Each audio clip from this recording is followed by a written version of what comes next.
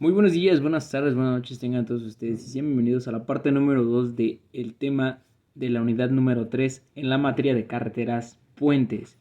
Y vamos a continuar con el tema en estudios de mecánica de suelo.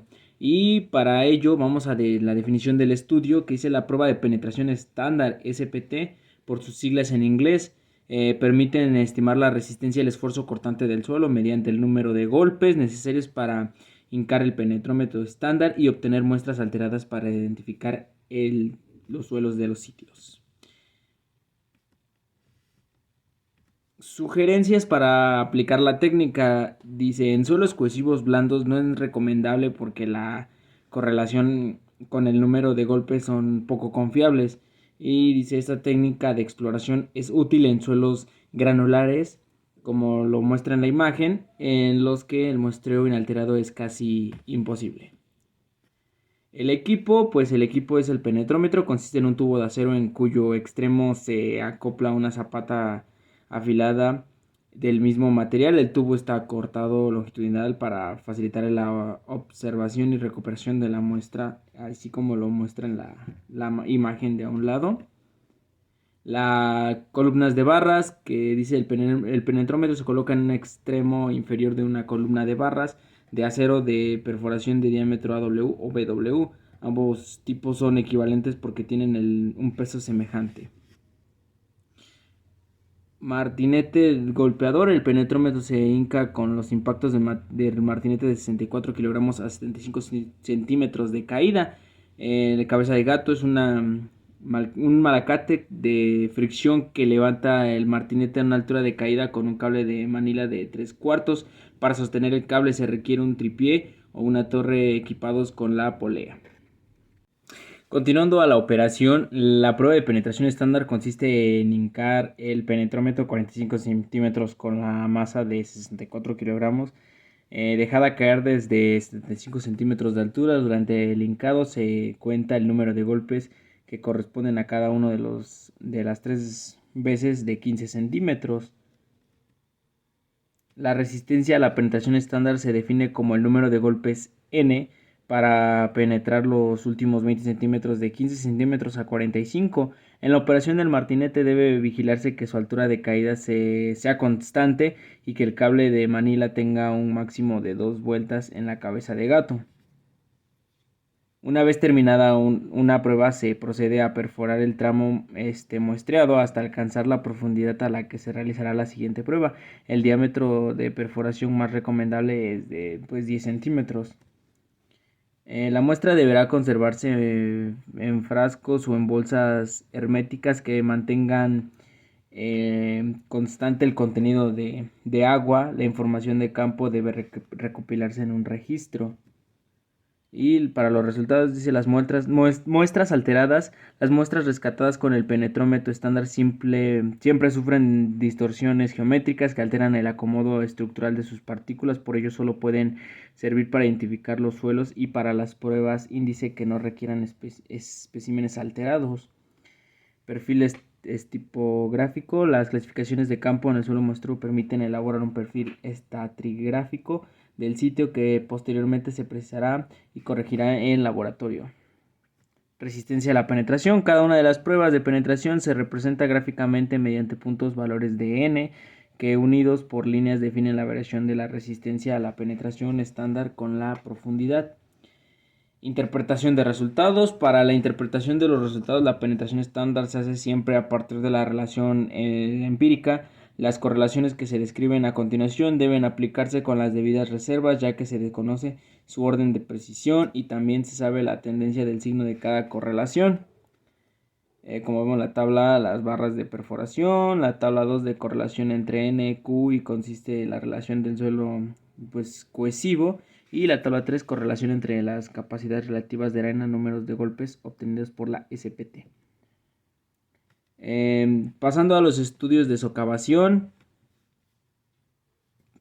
podemos definirlo, que es un fenómeno natural causado por la acción de la erosión del agua que fluye en los cauces de ríos y canales. La socavación local es la eliminación de los sedimentos alrededor de los elementos estructurales que se encuentran en el flujo de agua.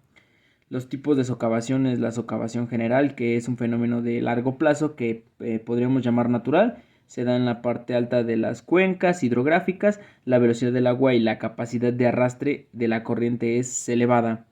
La socavación localizada al pie de un talud, lo que podría provocar pues derrumbes si no se toman medidas alrededor de los pilares o debajo de la cimentación de la cabecera de un puente, pues, pudiendo provocar la caída de inmediatamente aguas abajo de un embalse.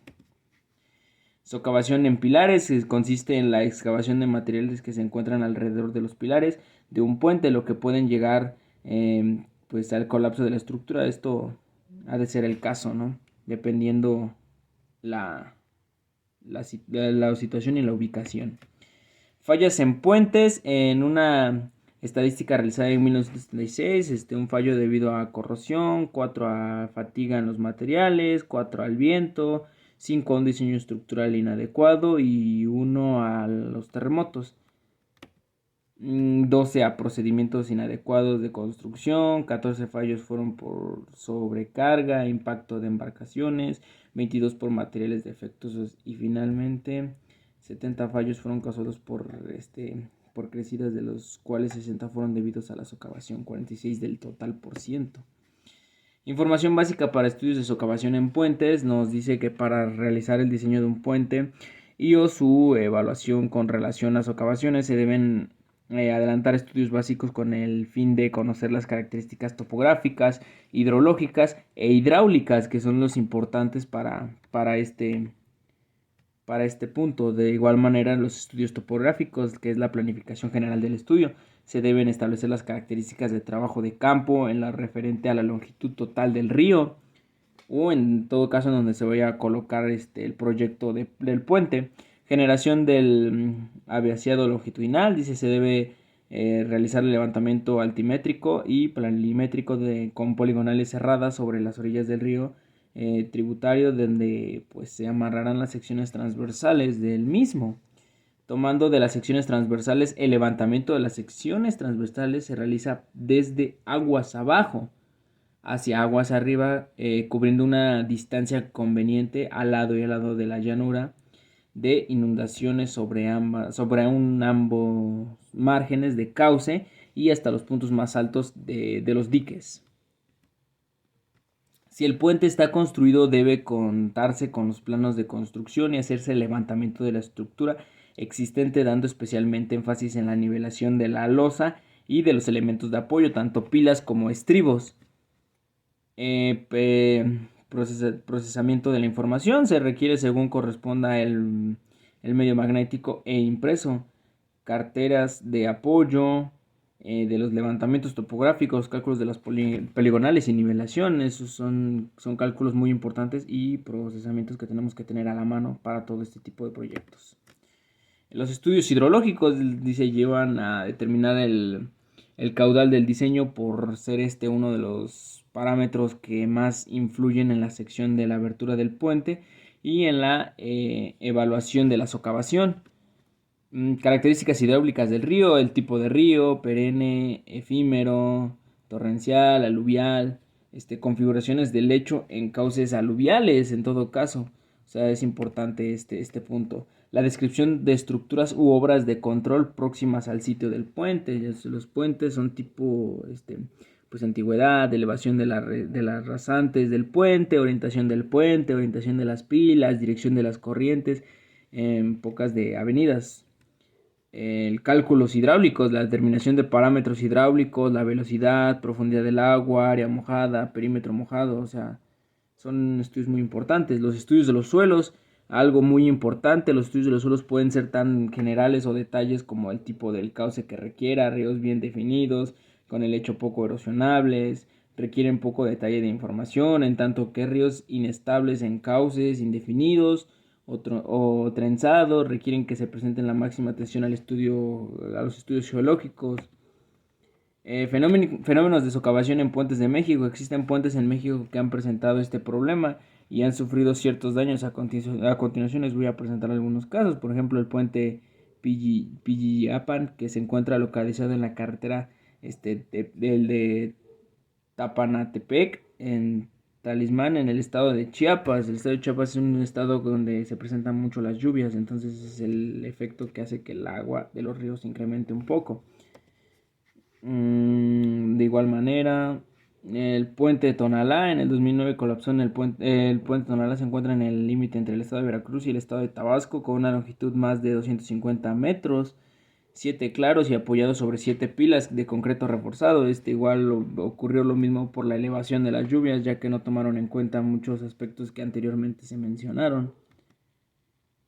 Y pues eso sería todo por mi parte de la parte número 2 de este interesantísimo tema llamado puentes. Así que los invito a que sigan en el siguiente link a mi compañero en la parte número 3 y cierre. Y no se les olvide también estar al pendiente del ejemplo que próximamente se va a exponer. Así que eso sería todo por mi parte. Espero que les haya gustado. Sigan a mi compañero en el siguiente link y nos estamos viendo. Muchas gracias por su atención y una excelente tarde a todos.